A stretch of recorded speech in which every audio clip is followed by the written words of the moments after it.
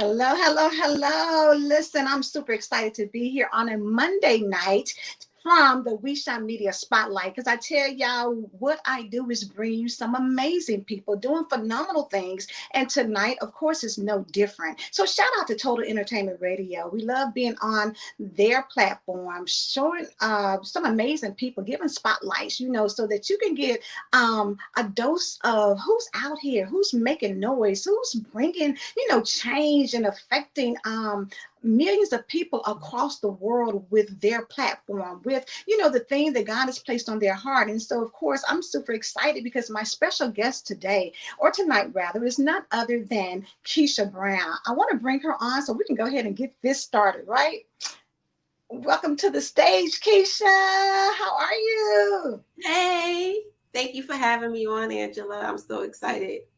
Absolutely. I'm excited for you to be here because Keisha, what I have known from the, small time that I've known you is that you are out here making a difference in people's lives. When you say think higher studios, that is something that I think sometimes we don't even really kind of dwell on thinking Right. higher. People really kind of just, go out here just doing things, but hmm your actions are a result of your thoughts. And if Right. you're not thinking higher, then of course you're out here just operating on a base level, maybe hmm even to push the button and say maybe just mediocrity. If you're just Exactly. out here doing things, but to think higher is what elevates you to do different things, to stand hmm out, to shine. Because I always believe, if I shine, you shine, we shine Uh-huh. together. And so I Exactly. love that you have came and put this together. So share with us and with the audience a little bit more about who you are and how the concept of Think Higher Studio came about. Okay, so thank you for having me again. Well, originally it started out because I had a production company called the Story to Tell Productions, where I did several stage plays I've written and produced along with me and my partner, and we would basically do everything from the casting to the writing to the directing to even being stagehands and traveling from New Jersey to New York. And it was definitely an experience that I didn't think that I would be able to accomplish at first, because I Mhm. heard no, you're not qualified, no, you are amateur, or you're just beginning, so we're not going to fund your project. So with that being said, I decided, okay, if I don't believe in me, nobody else is going to believe in me. So I had to first invest in myself and learn stage writing, script writing. And so I did. And then from that, several things took place with my production company where several of my cast members passed away. And Mm. I kind of went into a depression and I stopped writing. And then from that, I said, okay, years went by, went by, but I had these scripts. I had, you know, all these stories in me that I needed to get out. And so I picked up the pen again. And this time I didn't want to go with the same name because I had evolved to another person and my thinking has changed. So I said, what am I going to call it? I didn't want something, I wanted something that goes bam in your face. Right. Right. So I wanted something that identified with who I was in this season of my life. And I kept hearing God tell me, you need to change your thinking. You need to think higher. Um, if you want to go higher, you need to think higher, not where you are right now, because where you are right now is temporary. So I need your thinking to go in those places, to the Oscars. I need you to go to the Mm. red carpet. I need you to see yourself on stage. I need you to see yourself the place that you're trying to get to, not where you are now. So for me, I stayed stuck in that mentality of where I was now, you know, low key, low budget. And yes, that was my reality because that's where I was functioning out of. But once I changed my level of thinking, it was like a switch came on and I said, okay, I may be here, but I'm trying to get there. And it's okay to be here. because this is the growing stage. This is the sowing stage. This is the preparation stage. But this is the stage where you learn who you are. And so for me, Think Higher Studios, because my level of thinking changed, the way that I spoke uh, to myself. The words that we speak gives life and power, as you Yeah. know.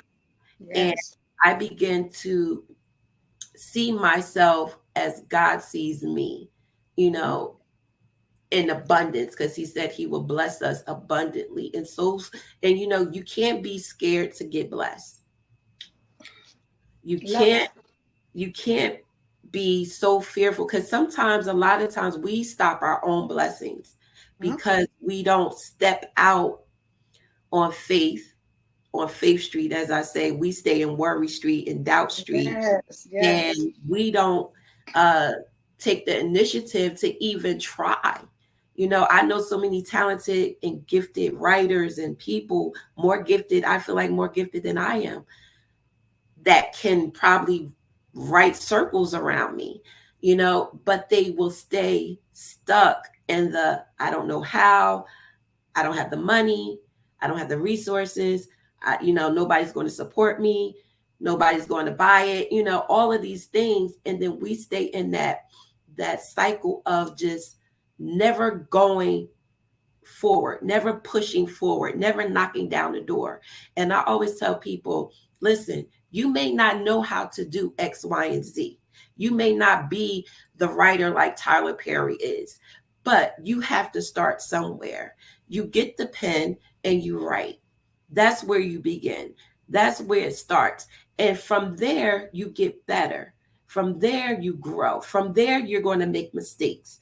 There's no point about it. Like, you will make mistakes. Anytime God gives you something, you're going to fail at it as you get to your destiny. You're going to fail at it. You're going to get mad. You're going to get frustrated. You're going to want to quit. You're going to want to give up. All of those emotions are real. But if you keep going, if you pick it back up again, even if you said, I'm not writing anymore, even if you said, I'm not doing this anymore, even if you said, listen, it didn't work before. Nobody showed up to my show. Nobody bought my book. And so you got discouraged. You stayed in that paralyzed mentality, Mhm. and that will feed the rest of your destination. That will feed where you go from there. So then you have to say, you know what? Such and such may not have supported me. My family may not have supported me. They might not have even attended any of my events, but that's okay, because God will send strangers to you.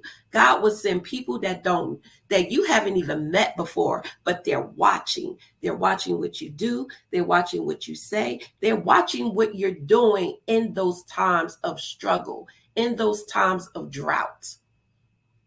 They're watching. What are you going to do with in those dark times, those times when your book is not selling, those times when nobody is supporting you? Are you going to stay stuck in who's doing what, X, Y, and Z? Or are you going to keep going and let God get the glory out your situation and take you to a place of no return? Because that's his promise. He said, I will give you life and give you that in abundance. And I don't know about you, but I want all my abundant living here. All of it, every single drop of it. I don't want to leave anything on the table, on the shelf, in the closet, under the Mhm. bed. I don't want to leave anything anywhere. I want Yes. everything that he has for me. Mhm. And Keisha, that was such a powerful beginning to what we're talking about, because Right. you dropped so many nuggets and so much wisdom within, just a brief introduction. And from what I get out of all of that, the Bible says, despise not small beginnings. Yeah. We want to get out here and we want to, we want our name on the marquee and we want to be on the billboard and, we want the crowd to be up wrapped around the corner. But for the people who have those things, it Yes. didn't happen overnight. Nope. They didn't come out and say, oh, I want to be this. Yeah. And bam, it just happened where they Right. became an overnight success. That doesn't happen. Nope. Behind overnight success is years of preparation, Mm-hmm. years of disappointment, years of discouragement, time where maybe you were depressed, time where you shed some tears, time where you probably cussed some people out because you were Mm-hmm. just so frustrated that either they weren't supporting you or you just couldn't get, through the Exactly. door, or, they told you you were great, they liked what you did, but you just weren't it. They had to move on to Exactly. somebody else. The Mm-hmm. rejection is a heavy load to bear. And for Mm-hmm. most people, it is something that they just can't get past. And rather than continue to pursue greatness, what they'll do is just settle for the basic ordinary. Well, until then, I'll just do this. Right. But they let the this overtake the Mm-hmm. dream to where Yes. they stay at that level and never go past it. It's Mm-hmm. okay to Uber and DoorDash. It's okay to Yes. take basic jobs so that you can pay for your rent and eat and all the other things you Yes. need to do to take care of yourself. The Mm-hmm. thing about it is you can't stop there and let your dream die Yeah. as you're trying to, figure out that, okay, yeah, it wasn't what I expected. But that doesn't Mm-hmm. mean you can't get there, but you got to continue to push and you Yeah. got to think higher. And I Mm-hmm. love that the concept came to you about thinking higher, Right. thinking that even though it may be other people out there who can write better or produce better or Right. act better or whatever it is that you're trying to Mm-hmm. do, maybe they can, but they're not you. So you bring your Yeah. own unique experiences and things to the game. So I love that. Yeah. And the fact that you were able to start out with other people, and with them passing away, and understanding that grief can be a big hurdle to Yes. overcome. It can Yes. be a huge hurdle to overcome. So before we move there, because Mm-hmm. I mentioned grief, you Yeah. have a project that's out right now that deals with grief. So let's talk about that. Yes. It is a collaborative project with me and 8 other women. And I'm so excited to be part of this project. Shout out to Keisha for doing an awesome job, and you Yeah, as well, Angela. thank you. Um, Love Language of Grief. It is on Amazon right now, so I need you to go get it. And I'm not just saying go get it because I'm part of the project. I'm saying go get it because it is powerful. I only read like 2 chapters and I was in tears. So I can only imagine what the rest of the book is going to be like. Right. So I'm telling you to go get it because we all have grieved at one point in our lives. Hmm. And sometimes grief can leave you paralyzed. Yes. It can leave you depressed. It can leave you suicidal at times. And so all of these beautiful ladies have come together and put together this book that is phenomenal, and I know it's going to reach so many people. It has already impacted lives. Yeah. The testimonies for this book has been on point, and I'm so excited because I was talking to Lakeisha about it, and I was just like, wow, like I feel like I was like the little kid in the I was the baby of the group. That's how I felt reading these powerful stories Mm. because they poured out so much of their heart, their emotions. It was like you can read the writing and really live with them, like what they were experiencing at that time. They took us on a journey, and I love that about the whole entire project. And I can't wait for volume 2 to come. Volume two, Yes. I'm Oh, already volume saying two. Tamia. I'm Come already on, it's speaking into existence. Volume two. Yes. volume 2. I told her volume 2 has to come because it's so much of that. And so many other people have stories. And not to mention how therapeutic it could be for someone who is actually going through that grief process Yeah. because they don't have any outlet. Some people don't have an outlet to really spill over their grief or to really share without feeling judged, Right. or without feeling like, okay, they can't grieve, because we're taught to be so strong, and we're taught Yeah. not to cry. Men are taught not to shed tears, and all of that is fake. Hmm. We are human. We are meant to cry. We are meant to go through pain in life, and that's how it was designed. But baby, go get that book. It's Go on get that Amazon. book. Go get that book. I started with grief because when you said that, you were out there living your dream, with a production company and Mhm. writing scripts and all of those things. And then when people died, that Yes. grief, you went into depression. There's a lot Yes. of people who dreams die behind grieving. Yes. And, a lot of times, we definitely don't want to put a timetable on grief because Right. nobody can tell you how long to grieve. But Right. what we can say is you don't have to stay in that grieving Right. space. And You I kind don't. of want you to speak about that, Keisha, when it comes to how did you get out of the grieving space to start again? It was challenging. The first thing I did was first get real with myself and say, because I think sometimes we lie to ourselves or we trick ourselves into believing that where we are okay with our present situation, Mm-hmm, present living circumstances, present income coming in. And mm-hmm, I had to really get real with myself and said, hold up, wait a minute. I'm not okay. I'm not okay with living from paycheck to paycheck. mm, I'm not okay with mediocrity. I'm not okay with this lower standard of thinking, of living. And yes, I am blessed. We are blessed. We are very blessed to have what we have. But I said, there is more for me. There is more. God has created me for more. And the moment that I was able to receive that and pick up myself, even in my grief, I said, my dance instructor, he would not want me to just lay here and go, whoa, it's me. He would not want me to keep crying and throw away the dream because he was the one calling me up when I didn't feel like going to New York. He was the one saying, look, girl, get up. I need you to get up. Get on the train. Where you at? We got rehearsal. Oh, I don't want to. Oh, I'm tired. Oh, I had all of these excuses, but it was him that was pushing the dream forward. And I was just in awe because I wasn't paying him to do any of that. wow.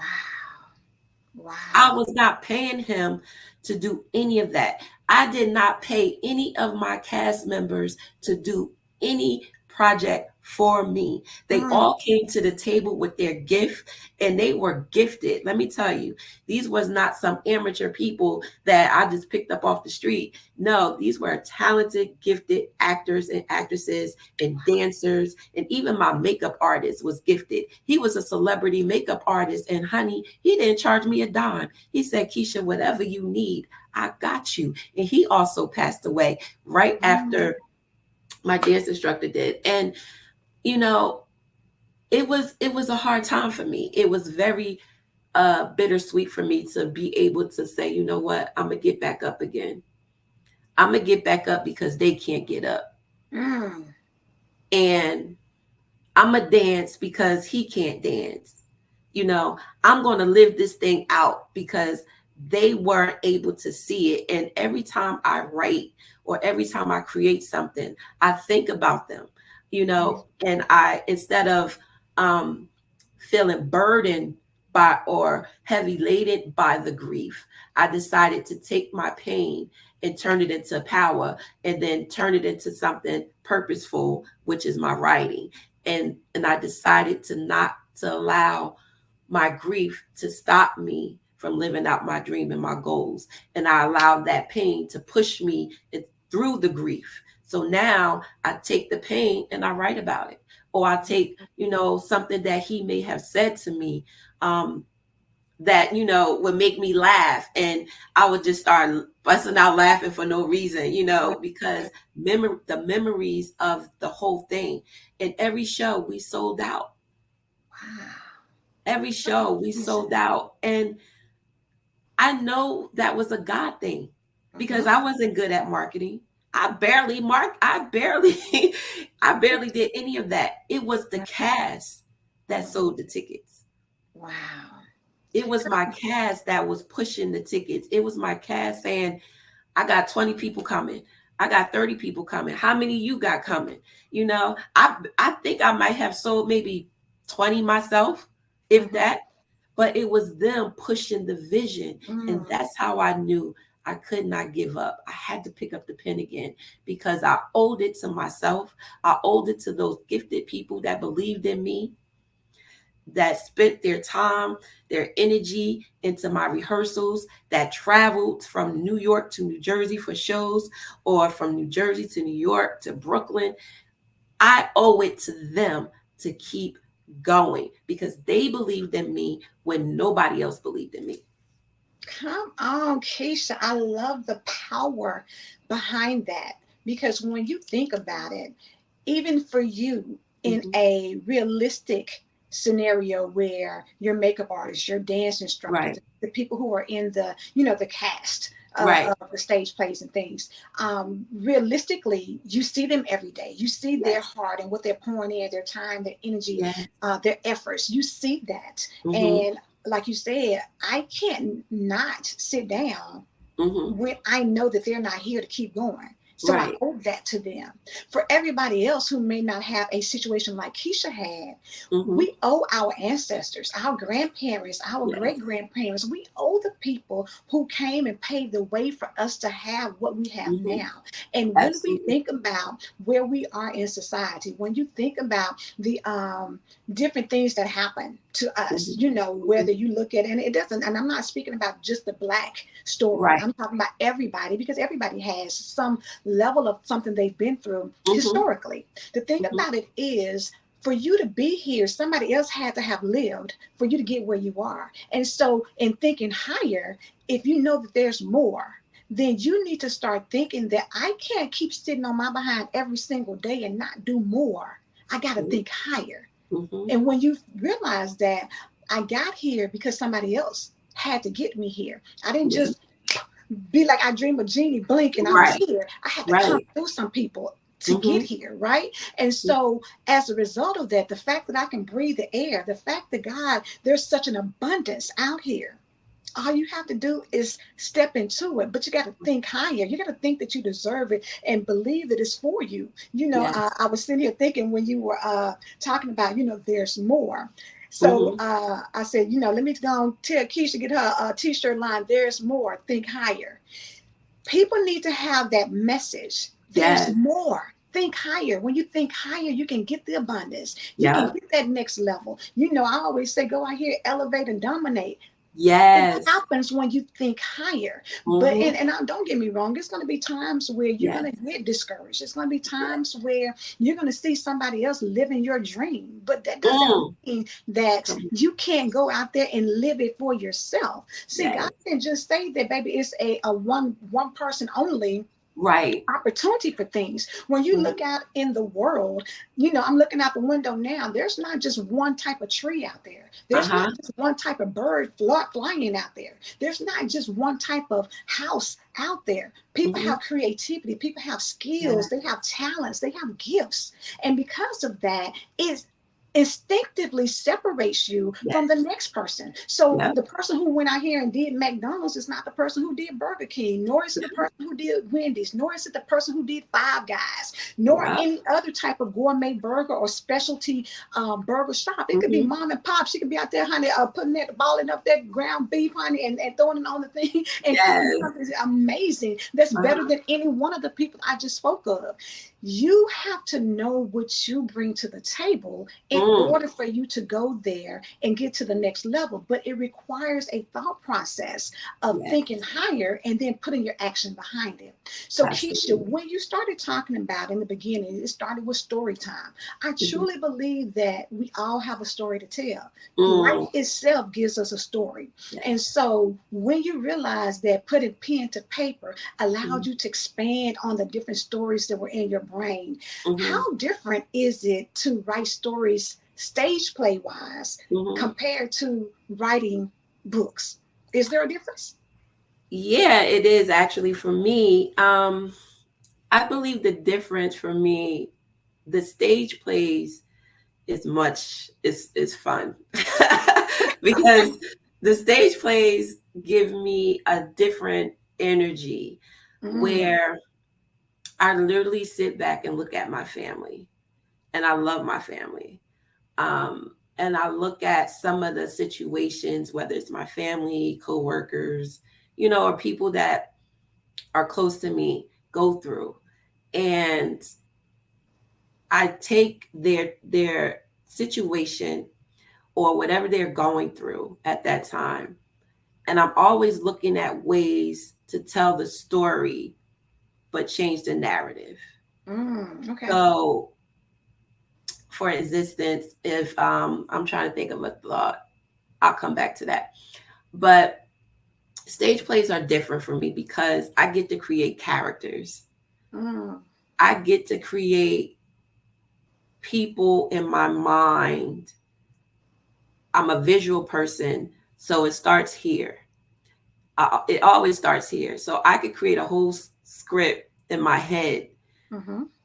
I create the characters first, and then I create the storyline, and then I write it down, and then I bring it all together with the different emotions and what they're going through, and certain situations such as molestation. Whether if I know someone in my family has been molested, I write about it in a way where they can tell their story, shine light on their story, but also shine the light on the family dynamics, Mm. shine the light on what they were going through as a kid up until their adulthood. The people around them, how was it, keeping secrets? Mm. So I get to take real life situations, real life stories, real life pain, and turn it into something beautiful where the character could tell their story from a place of power, not a place of being a victim. Mm. And the audience can relate because they too have secrets. They too had been molested or raped or, on drugs or whatever the case may Right. be. And so now they see this story and they're like, wow, okay, how did this character maneuver all of these obstacles? How did they get through? And then it's like they can see themselves. It's like a reflection. And Yeah. so I love stage production because I get to create these funny characters, not so funny characters, the bad sheep of the family, and so many other things, and then just really combine those people into a love story. I believe my first production was called Stolen Dreams, Mm. and I took the storyline basically from my family, which I called us like the Black Brady Bunch because um, my grandmother was the one holding everybody together. Mm-hmm. And so growing up, I didn't realize we didn't have money and stuff like that. I felt like we were rich, you know.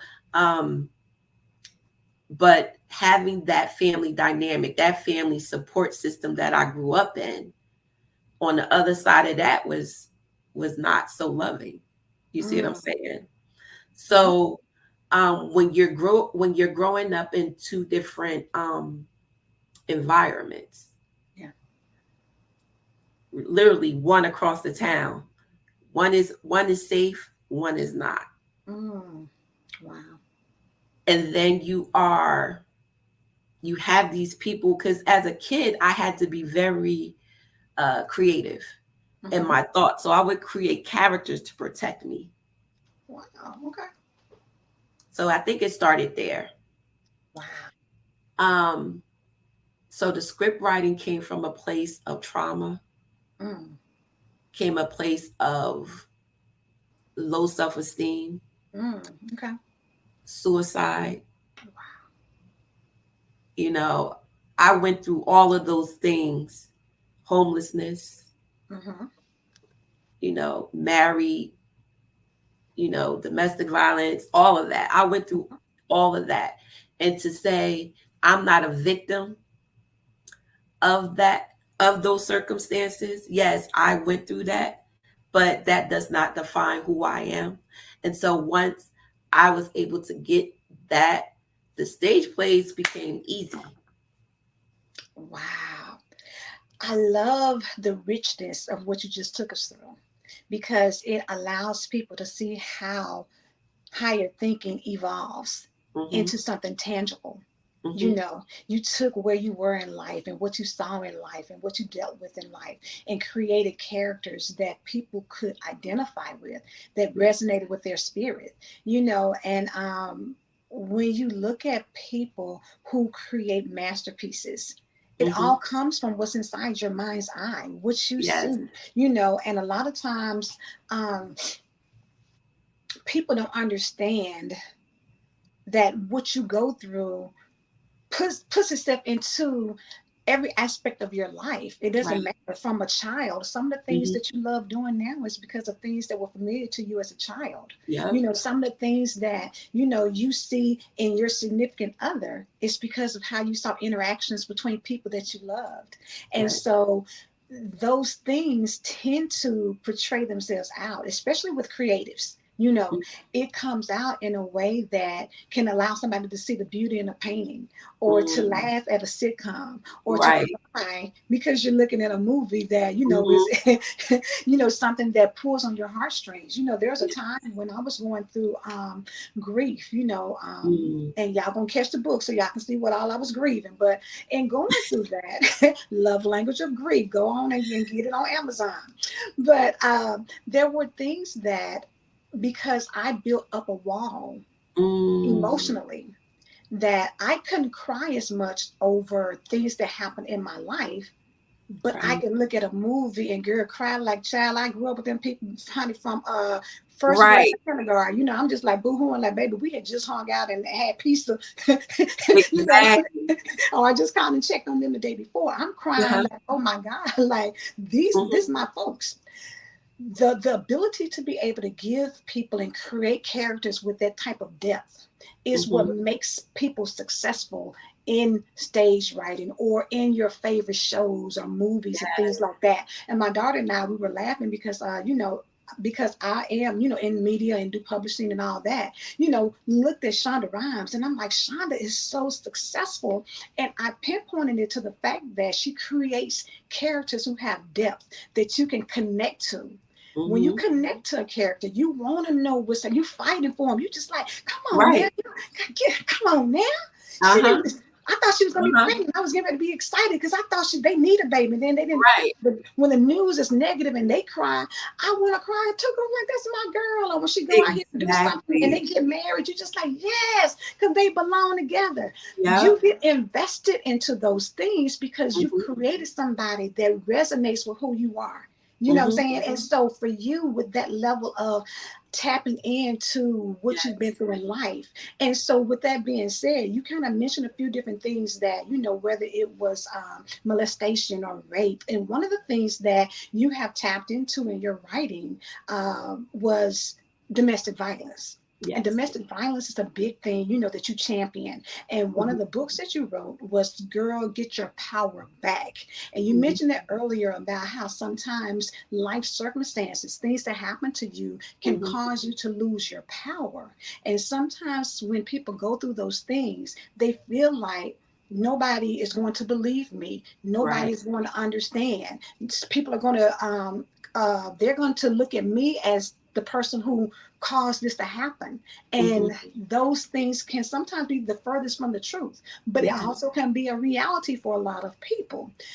How can you, when you talk about girl, get your power back, Hmm. what would you say to somebody who is experiencing, whether it's domestic violence, it could be Hmm. rape, molestation, it could be Right. any instance where you feel like you've given away your power or you don't have it? How can you Right. get it back? Well, first, I would say to anybody that has been through a situation like that, um, it starts with God. It starts with whether you believe in God or whatever your higher power is, because we all have different belief systems. I tell people all the time, you don't have to believe in my God, but believe in something. Yes. Because That's where your strength comes from. When you step outside yourself and you could draw from a higher power, um, that's when healing takes place. You have to get out of denial. I think sometimes when we go through certain situations, we become stuck. We become stuck in that place of, I'm okay. I'm okay. I'm just going to push through this. I'm strong. I'm a strong black woman. I'm a Mhm. strong woman, period. Or, this not going to break me. All of those things that we tell ourselves, but yet deep down inside, we are broken. Yeah. So I think it starts from being honest, coming from a place of honesty with Mhm. yourself, first and foremost. Yeah. Um, and then acknowledging you are broken and it's okay to be in that place. Because sometimes I think social media has done us good and bad, because we Mhm. paint the picture that life is a certain way. Yes. But behind closed doors, real life is happening. And real life is saying, this happened to me as a kid. Mama don't know about it. I couldn't tell daddy about it because he probably would have killed everybody, you Uh-huh. know. So you hold on to these secrets Yeah. and it makes you sick. Mm. And then you get into relationships that make you sick. And then you think that's what love is. And your idea of what real love is tainted by the stuff you've seen or the stuff you saw growing up, because that's what was shown to you. So you adapt a behavior or a dysfunction that you was never meant to become. You was never meant to be in that relationship or with that person, or allowing that person to abuse you or to take advantage of you or whatever the case may be. But because you were shown a picture, that's what you adapted to, and you automatically said, this is how it goes, this is how it's supposed to be.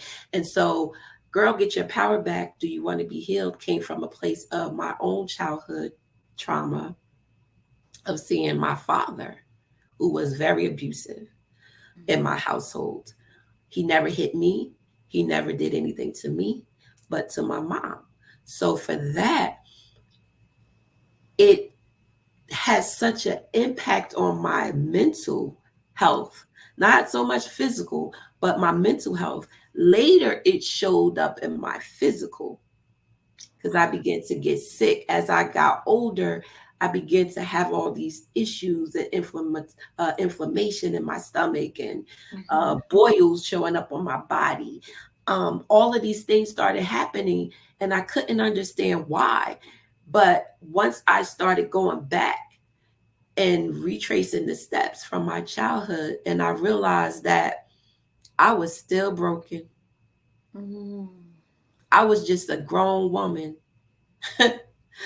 a grown woman broken, because I was still living in the past of my childhood, because I would still have flashbacks. I was still not able to see or to hear certain music. Um, I write about this in my book. As a kid, I had my mom order me Mahalia Jackson CDs, or I believe at the time it was tapes. We Mhm. never went to church. Mhm. I didn't know about God and all of these things, but Right. I heard her voice, and I believe it was on BET or Soul Train Music. I don't know. It Mhm. was on one of those stations.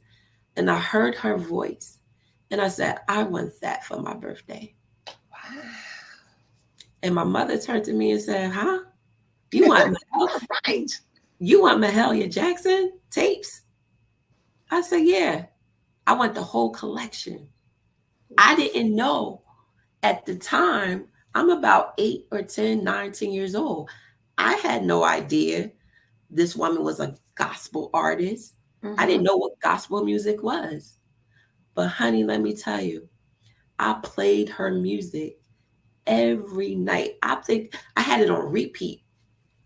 I played it every night, and every night her voice was ministering to me as Mm, a kid, mm, and it would echo the fights. It would block out the noise. It would block out the screaming, the tears, the mm. crying, the pain. It would block it out because I would have it all loud and just block it all out. Her voice saved my life at that time because Wow. it didn't cause me. I was depressed as a child, Hmm. but you would never know I was depressed as a child. Mm, And I believe that was God's way of protecting my mind. right. That's so amazing. That as a child, instinctively, you knew Hmm. what you needed. Right. You heard a sound that was soothing and that Hmm. probably made you feel comforted or felt like you had some power by Right. listening to that, and that instinctively you knew to put it on repeat and to have it on loud so that Yes. it could be a blocker for the things Hmm. that didn't mean you any good, that Yes. couldn't have benefited you as you grew older. Exactly. I Hmm. have a really good friend that, you started off talking about, we are so quick when somebody says, "How are you?" You automatically come back, "Oh, I'm fine." Right. Even when you're going through, even when you could have barely got up that day, but Right. your instinct is to automatically say, "Oh, I'm okay. Oh, I'm Yes. good. Oh, I'm Hmm. fine." Well, my friend always says, "How's your heart?" Mm. That the first time I heard it stops you in your tracks because you Right. can't just say I'm fine when somebody Right. says, "How's your heart?" It requires you to give a little bit more, to Yeah. dig a little deeper, and to be a little bit, like you said in the beginning of the broadcast, you got to be honest with yourself. You Yeah. can't keep lying to yourself. You've got to be able to look at your heart and Hmm. understand that where I am right now, Hmm. I'm dying inside. I'm Yeah. struggling. I'm not okay. And Hmm. society has made us believe that you have to be okay at every minute of every day. Yep. But in reality, for most people, you're not. You're You're not. not okay.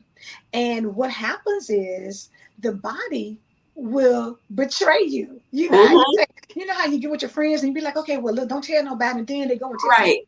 "Why you tell my business? You said okay, right?" But your Yep. body will do the same thing. It Yep. will start showing its behind on you, and you Hmm. telling people you're fine, but then the pain surfaces, like you Yeah. said, the inflammation or the boils or whatever Hmm. it is, the headaches, the different Hmm. things that will cause you to have to reveal that there is something going on with me, Right.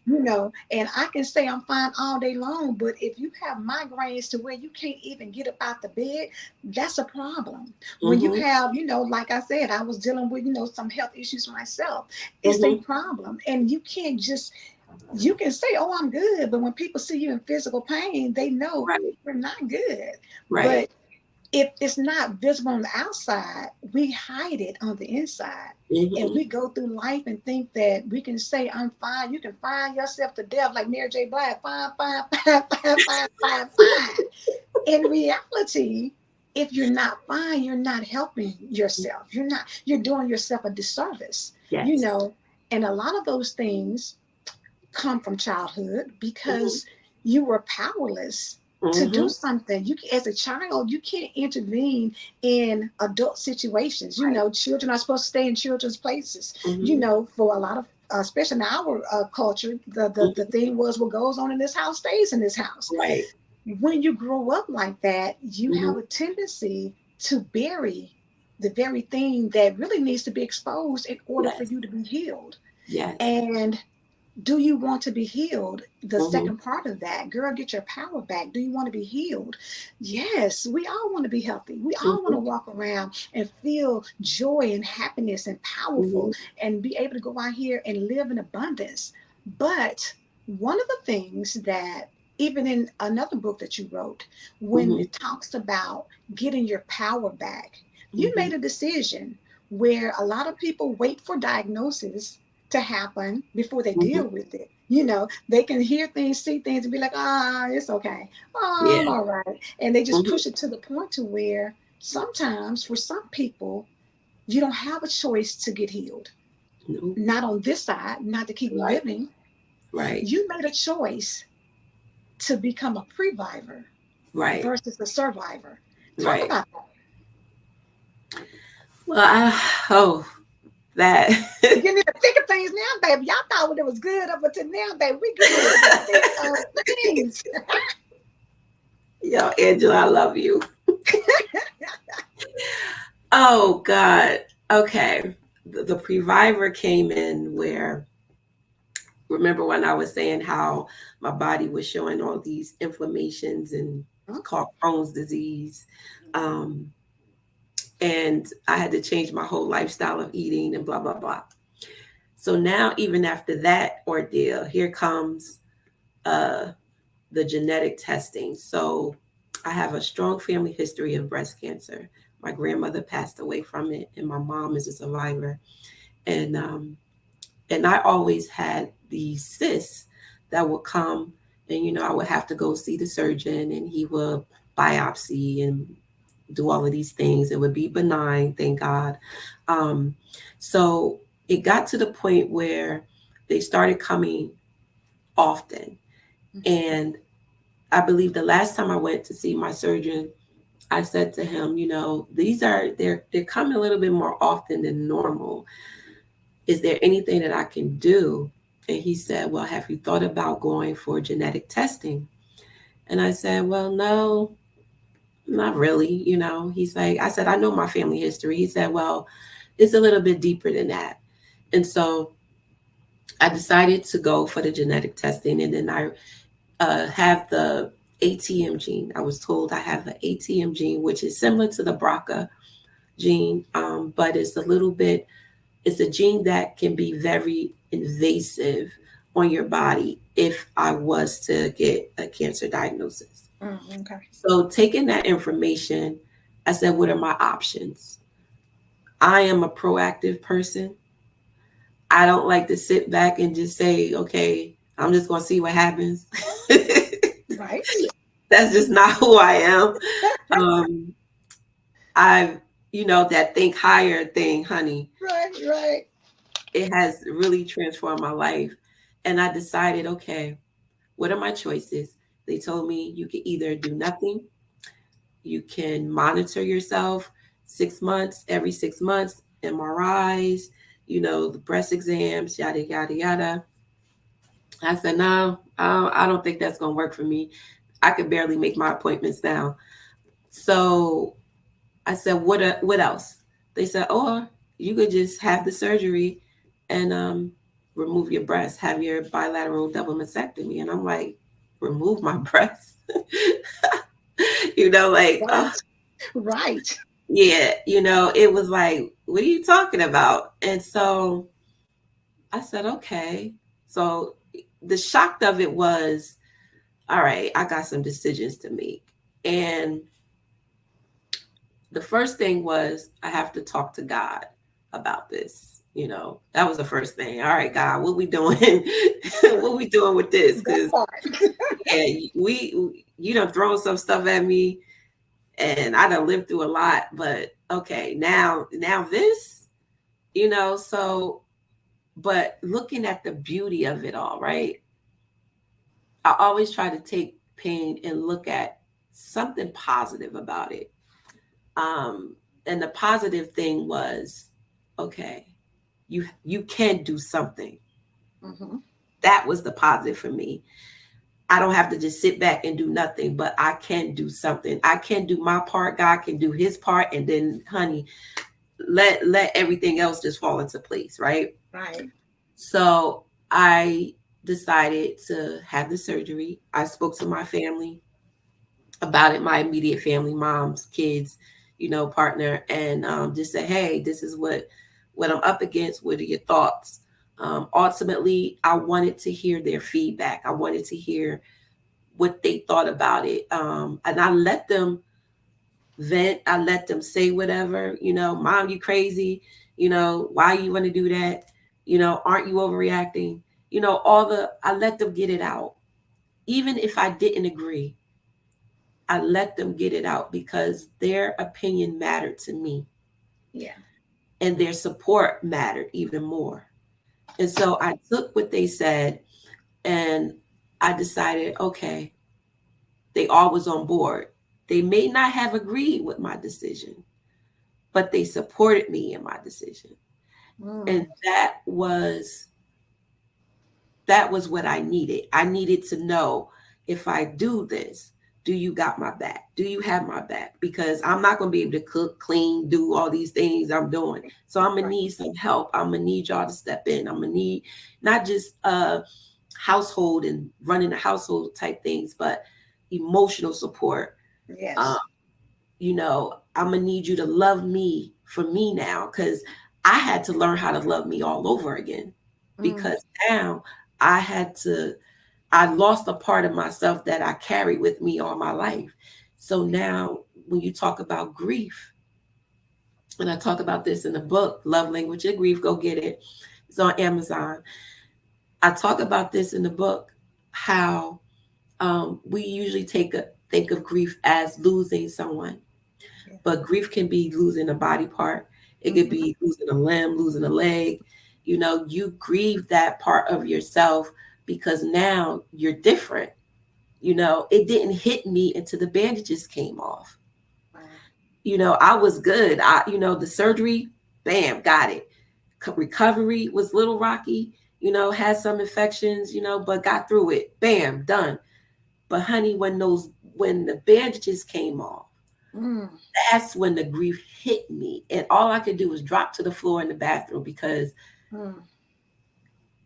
it was, I've seen pictures, I watched YouTube videos, I did all of that, but it was nothing when it came to me seeing myself in the mirror without no breasts. And it was like, what did I do? My first reaction was, oh my God, what did I do to myself? But then I had to go back to my why.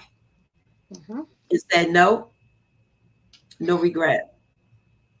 You did it so that you can live. And I'm going to tell you another reason why I did it.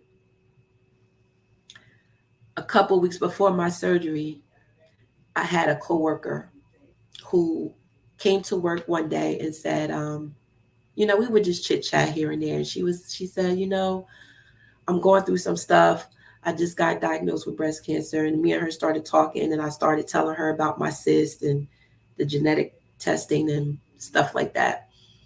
She said, promise me you're going to go get tested. Promise me. She was the one that encouraged me to go get tested. And she Wow. said, then when I told her about the test and my results, she said, promise me you're going to go forward with the surgery. And I was like, okay, why is she tripping? Right.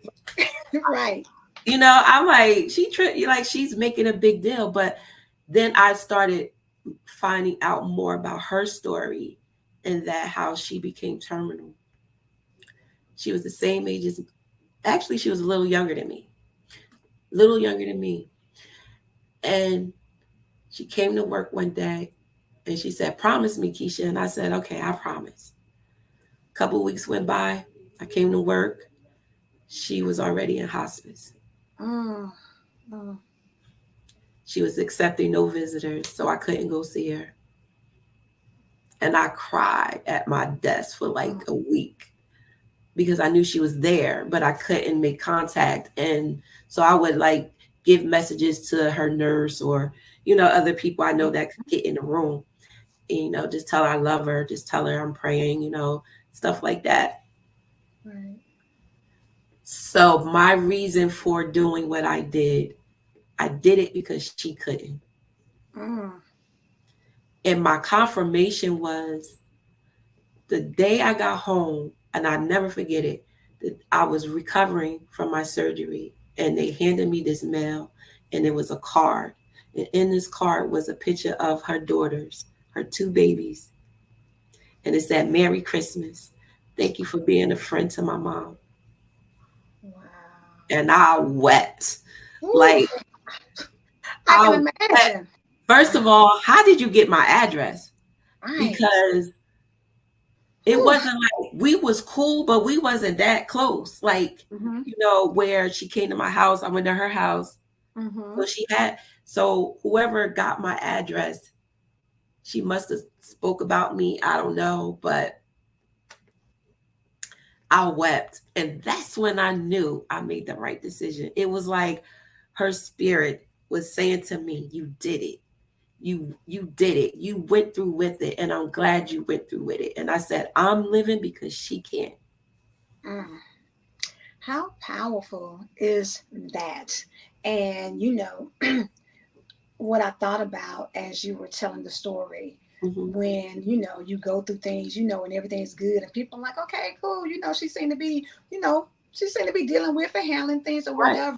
Till you saw the bandages, and then you just fell to your knees. What people don't understand is knowing about something is one Mm-hmm. thing, actually Yeah. seeing it is a totally different thing. Something in your mind doesn't match up until you actually see what it is that you're going through. Yeah. That's when it hits you. It's like the vision thing, you got to see it in order for it to become a reality. Mm-hmm. And your mind can play tricks on you. It can have you Yeah. thinking all kind of like, yeah, we good, we straight, we whatever, until the Yeah. reality hits you. And it Yeah. comes through what you see. And when you see it, now you're like, oh, whew. Mm-hmm. Again, to see the card from the girls, Yes. you know, that's when it sinks in that I made the right choice. And to Yes. be a previvor is something Mm-hmm. different. I don't think I've ever really heard of anybody say I'm a previvor. And to know you and to understand that story, because my mom Mm-hmm. and sister both had breast cancer, they both have Oh passed wow. away. Oh my To God. know that is something to celebrate in somebody, because that's Mm-hmm. taking your power. So the Right. thing about it is, that as we come up on this hour, because this has Right. been a great conversation, but Yes. again, there's more. Think Yeah. higher. Mm-hmm. Take your power back, because you can. Mm-hmm. Understand that. Make your choices because somebody else can't. Live because somebody else can't. Understand that other people sacrifice for you to be where you are. So that should make you want to become better. And know that God, in his infinite wisdom, gave us a choice, Mm-hmm. and told you there's abundance out here. I know the plans that I have for you. Mm-hmm. Go to Jeremiah 29:11. If it's plans to prosper, then mediocrity is not prospering. Staying stuck in the same place is not prospering. Just existing is not prospering. Mm-hmm. Nowhere can you compare those two. When you Yeah. look at prosperity, it's always in abundance, it's Yeah. always in the overflow, it's Mm-hmm. always, in a land, what they say, of milk and honey, where everything kind of Uh-huh. is at your hands, and you're living that life. When Prince had party like it's 1999, that means Uh-huh. that you have no inhibitions. You're living your life. There's nothing holding you back. You're living it to the full, because Mm-hmm. when the time comes that you can't, then you got to be able to pass it on to somebody else, that, as this lady told you, Right. go and do what you need to do, because I Mm-hmm. need you to live, because I Yeah. can't. Yeah. I need you to be able to go out and do what I'm no longer going to be able to do, because I Yeah. see something in you. I see your spirit, and I know it's meant for more. Mm-hmm. Keisha, in these last minute or so, what is the thing that you would like to share with everybody? And then please let them know how they can get in contact with you.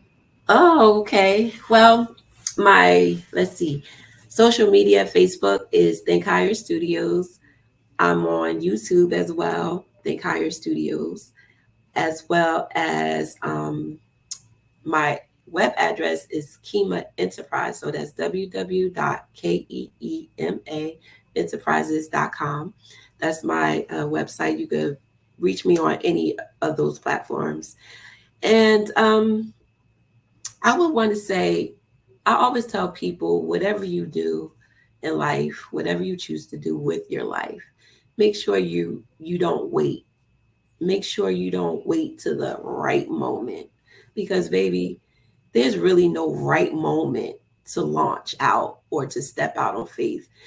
Sometimes we try to wait till all of our ducks is in a row, as we say, or we wait till the supporters arrive. Honey, ain't nobody coming to save you. They are not. Hey, I mean, if Somebody we could, told you wrong. They are not. right? Ain't they not?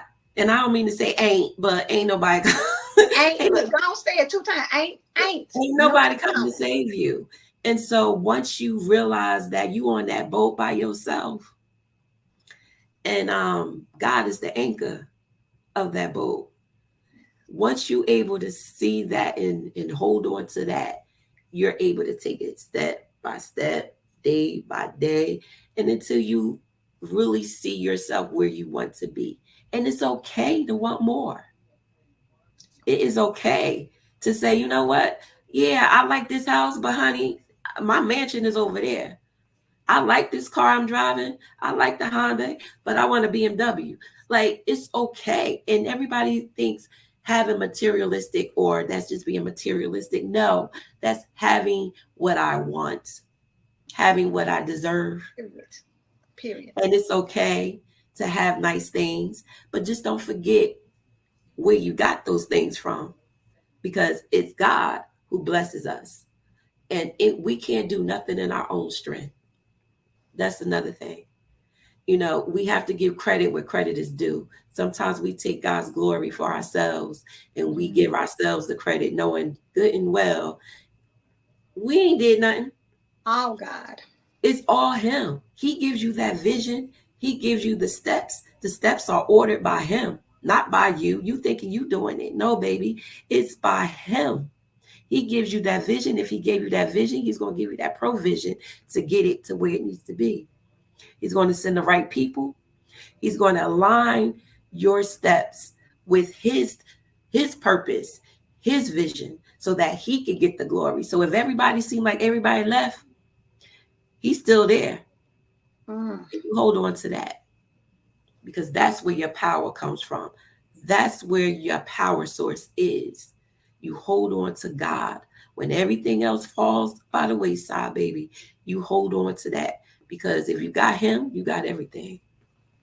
Mm. Come on, the good Reverend Dr. Keisha Brown and said it, baby. That's it. Hey, and I approve that message. Baby, did she not drop it? Listen, go to Akema Enterprises, Keema Enterprises.com. Make sure you tap into what Keisha has. Follow her Think Higher Studios. Catch her books that she's put out there. Make sure this is somebody, again, when we talk about We Shine Media Spotlight, we're shining a light on people who are out here that you may not know of, you may not have heard of, but you need to know about. And what she said today, from every aspect, as I say, from the rooter to the tutor, has been some gems that have been dropped. Don't miss it. Matter of fact, honey, be about your business and listen to it twice because Yeah, sometimes the first time you just like amen, amen, amen. Second right. time I need you to listen so it gets into your spirit because it's a message in here somewhere that God has specifically for you. Don't you miss it by just thinking, oh, it's just another little podcast or whatever I'm listening to. It's designed for you to hear from people that you may not ordinarily hear from. You may not have had them on your radar, but you need to. That's the spotlight. You know what they say, put a light on it. Yeah, well, the light is on. Okay, so yeah, put a light on it, right? It's on Keisha Brown. Make sure you follow her because I'm telling y'all what you see now, just how we didn't know about Shonda Rhimes until you start hearing about Shonda Come Rhimes. on, you better Keisha say Brown will so. be the same way. You're gonna understand, and you're gonna be like, "Girl, I remember hearing about her on Total Entertainment Radio. I remember hearing about her on the We Shine Media Spotlight." Yes, yes. Understand that when they say, "Do y'all remember the first time you heard about her?" And do, and do. So, Keisha, thank you so Thank much for you. your transparency, for Thank your you. wisdom and knowledge, for the gems that you've dropped. Because there's somebody out there that is going to go get tested right now because you did. Mm, There's somebody out there who's going to think higher because you put that seed into their spirit. So thank you for being here, for being who you are. And I wish you nothing but the best because I know that that's what God has in store for you. So thank you again, y'all. It has been an absolute pleasure to be here on the We Shine Media Spotlight. Stay tuned next week. Listen, Mondays at 7 is the place to be so that you can get tapped in and tuned in to some of the most up and coming powerhouses that they are. All right, y'all take care and be blessed. Talk to you next time. bye.